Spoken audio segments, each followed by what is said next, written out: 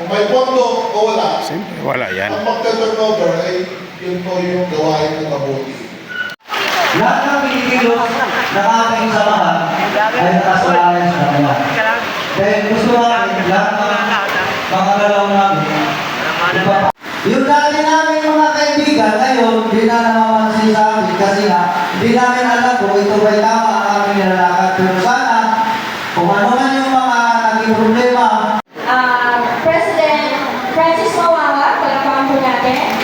Vice Arnulfo Adriano, Secretary Sophie Bexon, si Treasurer Ray Misa, ang ating mga BOD, si Ma'am Vivian, si Ma'am